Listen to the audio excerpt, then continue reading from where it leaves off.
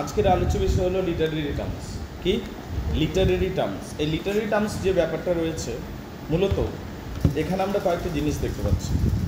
Negative capability. প্রশ্ন হচ্ছে যে নেগেটিভ ক্যাপাবিলিটি কাকে বলে? What is negative capability? Negative capability এমন একটা টার্ম যেটা, যদি আমরা রোমান্টিক যুগে যাই, রোমান্টিক যুগে 5 জন মহান ইংরাজি কবি ছিল। কে? William Wordsworth, S T. Coleridge, P B. Shelley, John Keats, Lord Byron. ঠিক আছে, এর মধ্যে বিখ্যাত হচ্ছেন জন কিটস। জন কিটস একটা লিটারেরি টার্মকে বিখ্যাত বানিয়েছে।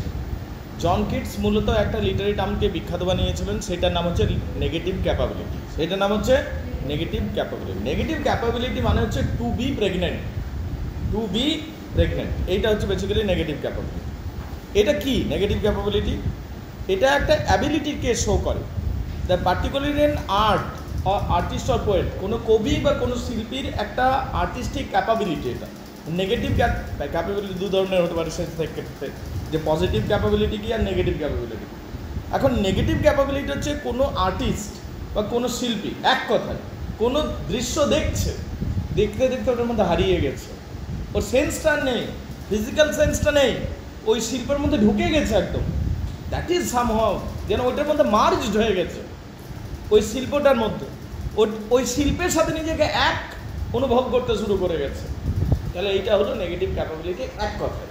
কিন্তু এটা আরও আছে অনেক কিছুই, কিন্তু এক কথায় মনে রাখার জন্য এই জিনিসটা নেগেটিভ ক্যাপাবিলিটি। ধর তুই একটা সিজারের পাথরের মূর্তি দেখছিস, রোমান সম্রাট সিজার, ওটা এতই সুন্দর যে দেখতে দেখতে তুই হারিয়ে যাচ্ছিস, ওইটার মধ্যে ঢুকে যাচ্ছিস, যেন মনে হচ্ছে যে আমি ওই পাথরের মধ্যে আমিও একটা অঙ্গ। মানে you are entering into the art, যেন তুমি ওই আর্ট বা শিল্পের মধ্যে ঢুকে যাচ্ছ। That is somehow related to negative capability. ওইটা হলো নেগেটিভ ক্যাপাবিলিটি। ব্যাপারটা বুঝতে পারলে?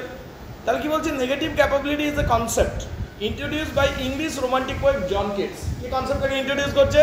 John Keats.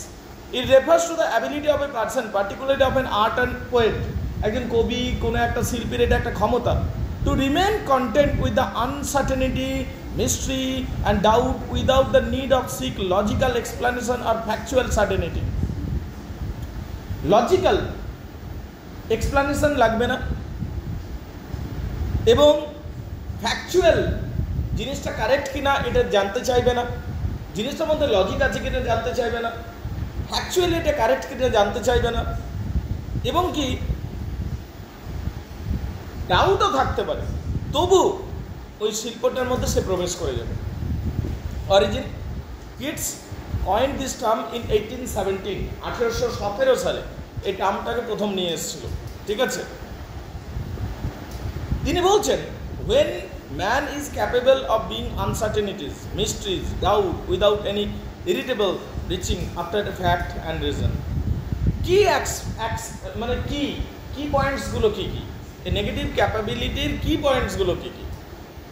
এমব্রাসিং অ্যাম্বিগুইটি, মানে যেটা দ্ব্যর্থবোধক মিনিং সেটাকে গ্রহণ করা, এটা হলো অ্যাম্বিগিউটি। অ্যাম্বিগিউটি মানে দ্ব্যর্থবোধক মিনিং, মানে সার্টেন একটা মিনিং দাঁড়াচ্ছে না, দ্ব্যর্থবোধক মিনিং দাঁড়াচ্ছে। এই যে নেগেটিভ ক্যাপাবিলিটি মিনিং পড়াচ্ছে, এইটাও যেমন সেই অ্যাম্বিগিউটি লাগছে আমাদের, সার্টেন কিছু পাচ্ছি না যেন, যাই না।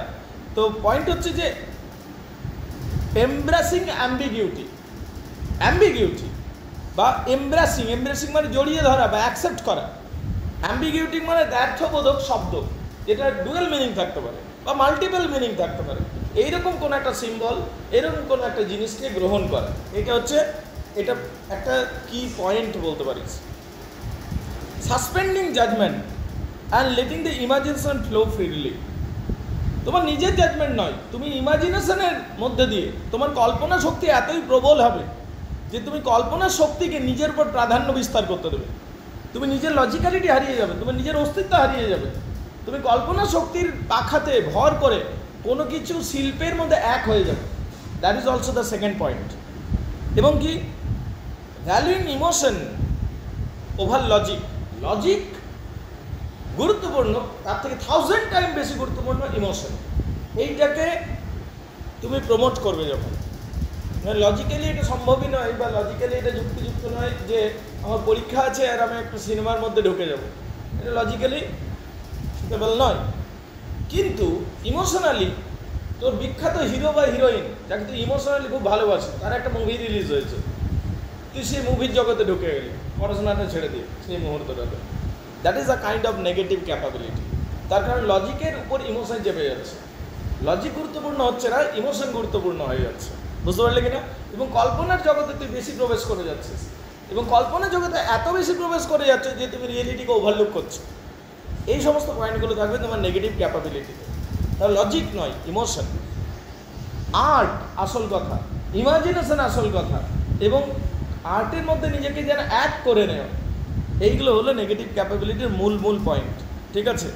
এবং কি পোয়েটিক ক্রিয়েটিভিটি, কাব্যিক সৃজনশীলতা, এটা একটা খুব বড় অংশ। ক্লিয়ার না? ক্লিয়ার নয়? তাহলে এইগুলো হলো নেগেটিভ ক্যাপাবিলিটি। তাহলে জন কিটস নেগেটিভ ক্যাপাবিলিটিকে প্রেজেন্ট করেছেন একাধিকবার। ফলে এটুকু বোঝা গেছে কিনা? Negative capability is A capability of an individual, কোনো একটা ব্যক্তির capability, negative capability, specially a writer or artist, কোনো একটা রাইটার বা আর্টিস্টের এটা একটা capability to accept uncertainty. Uncertainty মানে অনিশ্চয়তাকে অ্যাকসেপ্ট করবে, ডাউটকে অ্যাকসেপ্ট করবে, অ্যাম্বিগিউটিকে অ্যাম্বিগিউটি মানে দ্ব্যর্থবোধক বা মাল্টিপল মিনিংকে অ্যাকসেপ্ট করবে, without the restless need to find the logical explanation. ও লজিকের পিছনে ছুটবে না, আবেগের পিছনে ছুটবে। এবং ডেফিনাইট ট্রুথ কি সেইটার পিছনে ও যাবে না, যেটা অ্যাপারেন্ট ট্রুথ, যেটা ইমোশনাল তাকে সাপোর্ট দিচ্ছে, ইমোশনালি যেটা তাকে মুভ করছে, সেইটার পিছনে ও ছুটে চলে যাবে। This is basically negative capability. Positive capability just তার অপোজিট, কিন্তু খেয়াল রাখবে, ও লজিকে যাবে, ও সত্যের অনুসন্ধান করবে, বুঝতে পারলে কিনা? আর নেগেটিভ ক্যাপাবিলিটি ইমোশনের দ্বারা প্রভাবিত হবে, ইমাজিনেটিভ ওয়ার্ল্ডে ঢুকে যাবে, লজিককে খুঁজবে না, শুধু শিল্পের সাথে এক হয়ে যাবে। That is negative capability. Clear না? ক্লিয়ার নয়? ঠিক। তাহলে কিটস, জন কিটস এই কথাগুলো বলছেন বেসিক্যালি। জন কিটসের বেশিরভাগ লেখায় যদি আমরা পড়ি নেগেটিভ ক্যাপাবিলিটির প্রচুর উদাহরণ পাবো। নেগেটিভ ক্যাপাবিলিটি তাহলে প্রচুর উদাহরণ পাবো জন কিটসের যদি আমরা লেখাগুলো পড়ে থাকি। ডান। তাহলে নেগেটিভ ক্যাপাবিলিটি সম্বন্ধে তিন থেকে চারটা পয়েন্ট আমি বললাম। এক নম্বর হচ্ছে লজিক্যাল হবে না, বিষয়টা লজিক্যাল হবে না। 2 নম্বর হচ্ছে ইমোশন হবে। 3 নম্বর আর্টিস্টিক স্পিরিট থাকবে। 4 নম্বর হচ্ছে অ্যাবসলিউট ট্রুথ কি, nobody cares about absolute truth. Absolute ট্রুথের পিছনে ছুটবে না, এবং শিল্পের সাথে এক হয়ে যাবে, বা শিল্পের মধ্যে তুই নিজের আবেগের সত্তা, কল্পনার সত্তায় ভর করে তুই প্রবেশ করে যাবি। এগুলোই হলো নেগেটিভ ক্যাপাবিলিটি। এবং জন কিটস এটার স্রষ্টা, জন কিটস এটাকে পপুলারও করেছিলেন, তার বিভিন্ন লেখাতে নেগেটিভ ক্যাপাবিলিটি পায়। এই যে শেষে 4-5টা পয়েন্ট বললাম, এইটার উপরেই নোটটা লিখতে হবে তোমাকে। 5টা কি পয়েন্ট আছে বেসিক্যালি। নেগেটিভ ক্যাপাবিলিটি মানে লজিক শূন্যতা, লজিক নেই। নেগেটিভ ক্যাপাবিলিটি মানে ইমোশনের উচ্ছ্বাস, আবেগটাই আসল। নেগেটিভ ক্যাপাবিলিটি মানে অ্যাবসলিউট ট্রুথ বলে কিছু নয়, বরং ডাউটফুল অ্যাম্বিগিউটিকে অ্যাকসেপ্ট করবে। নেগেটিভ ক্যাপাবিলিটি যেন শিল্প সাহিত্যের প্রতি ভালোবাসা।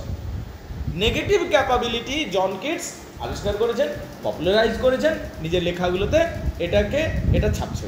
ডান। এই যে 5টা পয়েন্ট বললাম নেগেটিভ ক্যাপাবিলিটি, এইটার উপরেই তোমাকে টেনে দিতে হবে, বুঝতে পারলে কিনা?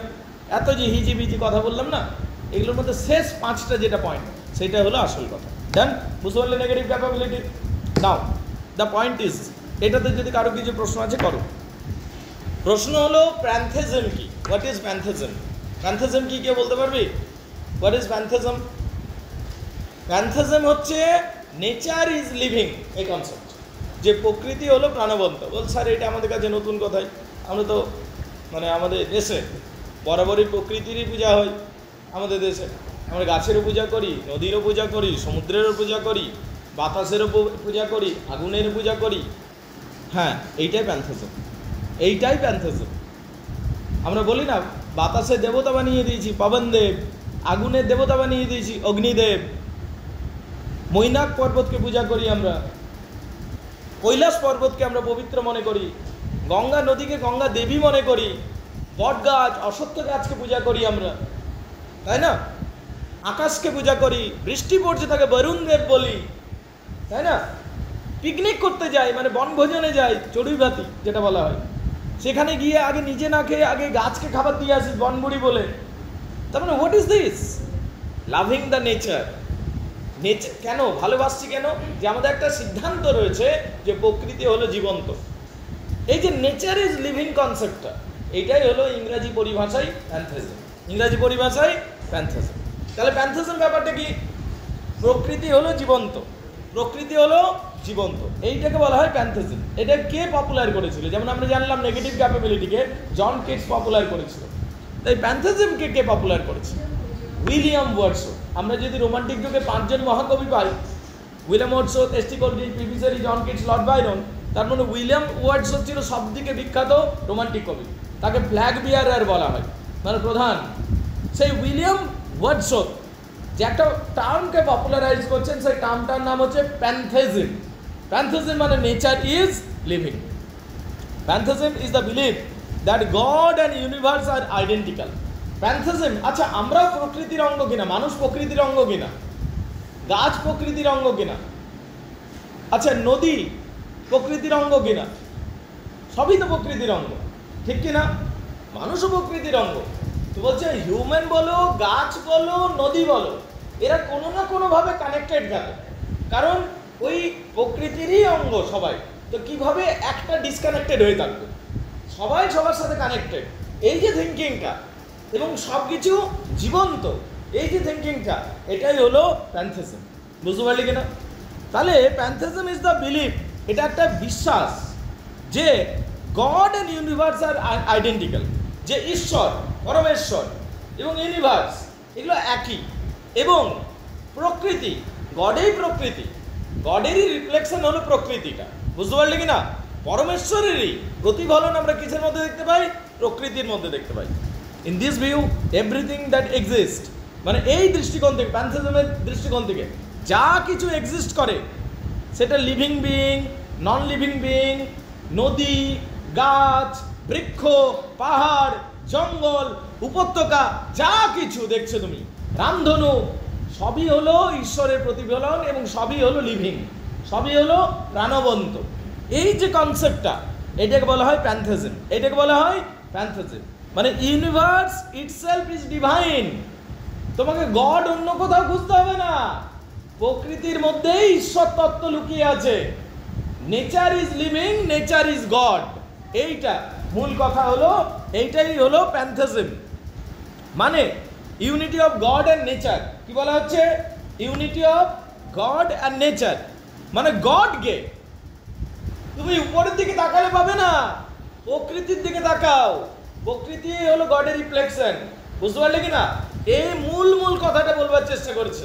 তাহলে সেই দিক থেকে ভাবতে গেলে একটু ভেবে দেখ, হিন্দুইজমে প্রকৃতির পূজা হয় কিনা?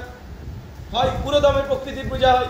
তাহলে ইন এ সেন্স যখন বলা হচ্ছে প্যান্থেজমে যে প্রকৃতি হলো গডের রিফ্লেকশন, তার মানে যেন গডেরই পূজা হচ্ছে। জিনিসটা বুঝতে পারছিস? ঠিক। আর কি বলছে? The divine is present in all aspects of universe. বিশ্বব্রহ্মাণ্ডের প্রতিটি স্তরে, প্রতিটি জায়গায় এই গড এলিমেন্ট উপস্থিত রয়েছে, গড এলিমেন্ট উপস্থিত রয়েছে। দেখবি এই কথাটা হয়তো তোরাও শুনেছিস, যেহেতু তোরা স্ট্রং রুট পড়েছিস ডক্টর আমাদের এপিজে আব্দুল কালাম স্যারের, ঠিক আছে? আমাদের রাষ্ট্রপতি ছিলেন, ঠিক আছে, আব্দুল কালাম স্যার। উনি বলছেন প্রত্যেকটা মানুষ, সে ভালো হোক খারাপ হোক, যেমনই অবস্থায় থাক না কেন, বৃদ্ধ হোক, যৌবনদীপ্ত হোক, শিশু হোক, যতই ভালো হোক, যতই খারাপ হোক, প্রত্যেকটা মানুষ আসলে ঈশ্বরেরই একটা রূপ বা একটা এলিমেন্ট। কারণ মানুষ হতো প্রকৃতিরই অঙ্গ। তাহলে প্রকৃতির যা কিছু অঙ্গ আছে, মানুষ বল, পাহাড় বল, জঙ্গল বল, নদী বল, each and everything that is living and that is part of God, and that is pantheism. That is pantheism. বুঝতে পারলি কিনা? আর কি pantheism? Non personal deity. God is not, আমরা মনে করি ঈশ্বর, ঠাকুর। ঠাকুর মানে কি বুঝিস তুই? লালটু কি বুঝিস? গড মানে কি? গড মানে লালটু ভাবে যে 4টা হাত নিয়ে দাঁড়িয়ে থাকবে, পদ্মফুল হাতে থাকবে, ঠিক আছে, ধুতি পরে থাকবে, সামনে হয়তো 2-4টা পশু ঘোরাফেরা করছে। গড তুই যে কোনো ধর্মে দেখে নে যে গডের কনসেপ্ট রয়েছে, ইভেন হিন্দু ধর্মেও বলছি আমি, ঈশ্বর হলো আকারহীন। বেদে কি বলেছে? ঈশ্বর নিরাকার বলেছে কি না? কিন্তু হিন্দু ধর্মে মূর্তি পূজাকেও অ্যালাউ করা হয়েছে। কিন্তু ঈশ্বর যে নিরাকার হয়ে এটা স্পষ্ট ভাষায় বলা আছে। তো যে কোনো ধর্মে দেখে না। তো প্রকৃতি যেটা বলি, প্রকৃতির আকার কি? বল বল বল, প্রকৃতির আকার কি? নিরাকার। প্রকৃতির নিরাকার না? বলছি জঙ্গলটা প্রকৃতি। কেন জঙ্গলটা? কেন নদীটা নয়? তাহলে বলছি না, নদীটাও বটে।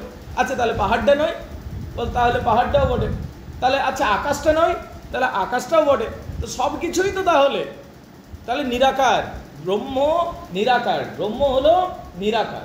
তো that is nature. Nature is something you can not define. বুঝতে পারলে কিনা? এবং কি তাহলে এইগুলো হলো প্যান্থেজমের concept. Pantheism in various tradition. তুমি যদি বিভিন্ন ধর্মে যাও প্যান্থেজম দেখতে পাবে। ট্র্যাডিশন ওয়েস্টার্ন ফিলোসফিতে দেখতে পাবে, ইস্টার্ন ফিলোসফিতে দেখতে পাবে, ঠিক আছে? তুমি যদি ওয়েস্টার্ন ফিলোসফিতে দেখতে যাও, ঠিক আছে, সেখানে অনেক দার্শনিক রয়েছেন যারা বলেছেন যে বিভিন্ন প্রকৃতির উপাদানের মধ্যেই কিন্তু গড তত্ত্ব রয়েছে। তুমি যদি ইস্টার্ন ফিলোসফিতে চলে এসো, এখানে বেদান্ত পাবে, মানে হিন্দু ধর্মের একটা বই, সেখানে বেদান্ত আছে না, সেই বেদান্তের মধ্যেও পরিষ্কারভাবে প্যান্থেজমের কনসেপ্ট রয়েছে। বুঝতে পারলে কিনা? সো দিস আর প্যান্থেজম। আচ্ছা তাহলে প্যান্থেজম সম্বন্ধে আরও অনেক কিছু দেওয়া আছে, তোমরা চাইলে পড়বে, কিন্তু মূল কথা এইটাই। আন্ডারস্ট্যান্ডেবল? তাহলে প্যান্থেজমের মূল কথা কি পয়েন্টস কি বললাম? নেচার ইজ লিভিং, এবং ইউনিভার্সের প্রত্যেকটা এলিমেন্ট একে অপরের সাথে কানেক্টেড, এবং প্রকৃতি হলো প্রাণবন্ত, প্রকৃতি হলো নিরাকার, এবং প্রকৃতি আমাদের অনুপ্রেরিত করতে পারে, বা এই যে প্যান্থেজম, এইটা আমাদেরকে অ্যাকচুয়ালি যথার্থ পথে নিয়ে যেতে পারে, আমাদের স্পিরিচুয়াল অ্যাওয়েকেনিং করতে পারে, আমাদের ক্রিয়েটিভিটিকে এনরিচ করতে পারে। প্যান্থেজমের যদি আমরা প্রকৃতির কোলে যাই তাহলে আমাদের নাকি ক্রিয়েটিভিটি সমৃদ্ধ হয়। কেন? Because nature is living. Nature is living. তোর কোনো জীবনে সমস্যা চলছে, ইমোশনাল ডিজাস্টার চলছে, প্রকৃতির কাছে থাক, প্রকৃতি তোকে হিলিং করবে তাড়াতাড়ি। Because nature is living. Nature is like a mother. Nature তোমাকে নিজের মতো করে হিল করতে শুরু করবে। দ্যাট ইজ, যখন তুমি প্রকৃতির কাছে যাও তুমি একাকিত্বে ভুগো না। যখন তুমি কংক্রিটের জঙ্গলে শহরের মধ্যে আটকে দেখে যাও, তখন তোমার একাকিত্ব সৃষ্টি হবে। তাই যত তুমি প্রকৃতির কাছে যাবে, as nature is living, it will offer you lot of boons মানে গিফট। তোমাকে অনেক গিফট অফার করবে, উপহার অফার করবে। তাহলে এইগুলো মূল কথা প্যান্থেজমের। বলো, বুঝতে পারলে কিনা? কার কি অসুবিধা আছে এবার বলো? আগের দিন আমরা নোভেল পড়েছি, উপন্যাস কাকে বলে পড়েছি কিনা? কিন্তু উপন্যাসের একটা পার্টিকুলার জেনরা আছে, সাব জেনরা আছে, সেটার নাম হচ্ছে Nobel of sensibility. Nobel of sensibility এই জিনিসটা কি এটা আমাকে বলো। উপন্যাস তো বুঝলাম, একটা বড় গল্প যেখানে চরিত্র একাধিক থাকতে পারে, ব্যাকগ্রাউন্ডটা অনেক ভালো করে ডেসক্রাইব করা থাকবে, ক্যারেক্টারটাকে অনেক ওয়েল ডিফাইন্ড থাকবে, স্টোরিটা কমপ্লিকেটেড হতে পারে, এবং বেশ লম্বা চৌড়া গল্প। তো এইগুলোকে আমরা সাধারণত উপন্যাস বলে থাকি। এবার উপন্যাসের বিভিন্ন ধরন আমরা পেয়েছি, আগের দিনই আমরা পড়েছি। হিস্টোরিক্যাল নোবেল পেয়েছি, সেন্টিমেন্টাল নোবেল পেয়েছি, অ্যান্টি সেন্টিমেন্টাল নোবেল পেয়েছি, এমনি করে বিভিন্ন ধরনের পিকারেক্স নোবেল পেয়েছি। আগের দিন পিকারও থাকবে বললাম না, পিকারেক্স নোবেলের মধ্যে একটা বদমাইশ লোক থাকবে, পিকারও থাকবে, এবং সেই জন্য নাম হচ্ছে পিকারেক্স নোবেল, তাই না? তো যাই হোক, আজকের প্রশ্ন হচ্ছে নোবেল অফ সেন্সিবিলিটি কি? নোবেল অফ সেন্সিবিলিটি কি? শোনো, এমন কিছু উপন্যাস যেখানে শুধুমাত্র আবেগের কথা বলা হবে, ইমোশন, আবেগ, সেইটার কথা বলা হবে, সেটা হচ্ছে নোবেল অফ সেন্সিবিলিটি। কারণ তোমার সেন্টিমেন্টাল নোবেল যেটা বলা হয়, যেটাকে কি বলা হয়? Sentimental novel. মানে সেন্টিমেন্টাল নোবেলেরই আরেকটা নাম হলো novel of sensibility. That is the first point. Sentimental নোবেলকে বলা হবে নোবেল অফ সেন্সিবিলিটি, 1 নম্বর পয়েন্ট। 2 নম্বর পয়েন্ট, এই উপন্যাসগুলোতে আবেগের কথা বেশি করে তুলে ধরা হয়। কি কথা তুলে ধরা হয়? আবেগ, ইমোশনকে প্রায়োরিটি দেওয়া হবে। 3 নম্বর, মোরালিটি বা নৈতিকতাকে খুব বেশি করে তুলে ধরা হবে। মানে এটা করা উচিত, এটা করা উচিত নয়, এরকম আমাদের চলা উচিত, এরকমভাবে থাকা উচিত, এটা থাকা উচিত নয়, এমনি রিলেশনশিপ করা উচিত নয়। এই যে মোরাল গার্জেনশিপ দেবে বা মোরাল গাইডলাইন সেট করবে। বুঝতে পারলে কিনা? তাহলে সেন্টিমেন্টাল নোবেল বা নোবেল অফ সেন্সিবিলিটি বেসিক্যালি ইমোশনকে প্রেজেন্ট করবে। 2 নম্বর, মোরালিটিকে প্রেজেন্ট করবে। কি প্রেজেন্ট করবে? মোরালিটিকে। 3 নম্বর, ভার্চুয়াস ক্যারেক্টার এমন কিছু চরিত্র সামনে রাখবে নোভেলটার মধ্যে, উপন্যাসের মধ্যে, যে চরিত্রগুলো অনেক বেশি ভার্চুয়াস হবে। ভার্চুয়াস মানে ওর মধ্যে প্রচুর সদ্গুণ থাকবে, সেটাকে ভার্চুয়াস বলা হয়। সেটা কি বলা হয়? ভার্চুয়াস। তো এই যখন আমরা সেন্টিমেন্টাল নভেল পড়বো বা এ নোভেল অফ সেন্সিবিলিটি পড়বো, সেখানে ভার্চুয়াস ক্যারেক্টার দেখতে পাবো, মানে অনেক বেশি ভালো চরিত্র, সদ্গুণ সম্পন্ন চরিত্র দেখতে পাবো।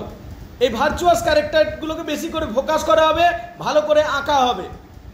এবং কি আইডিয়ালাইজেশন অফ নেচার, আদর্শবাদ, এই জিনিসটাকে অনেক বেশি করে তুলে ধরা হবে, আদর্শবাদকে তুলে ধরা হবে। এবং বলার চেষ্টা করা হবে যে নেচারাল সেটিং, যে নেচার, প্রকৃতি হলো আদর্শ, কিন্তু হিউম্যান করাপশন সব কিছুকে নষ্ট করছে, এই জিনিসটা বোঝানোর চেষ্টা করা হবে। আর আরেকটা হচ্ছে সোসাইটির উপর বা সমাজের উপর একটা কমেন্ট্রি চলবে, বা সমাজের উপর একটা কমেন্ট্রি চলবে, social commentary. This novel frequently addresses social issues, সমাজের বিভিন্ন সামাজিক বিষয় যেটা সমাজকে কুলসিত করছে, সেগুলো যে করা উচিত নয় আমাদের, সেইটাও বোঝানোর চেষ্টা করবে এই সেন্টিমেন্টাল নভেলগুলোতে। মানে এক কথায় সেন্টিমেন্টাল নভেল আমাদের আবেগ নিয়ে খেলবে, আমাদের মোরালিটি নিয়ে খেলবে। এই সেন্টিমেন্টাল নভেল আমাদের বোঝানোর চেষ্টা করবে কোনটা করা উচিত, কোনটা করা উচিত নয়।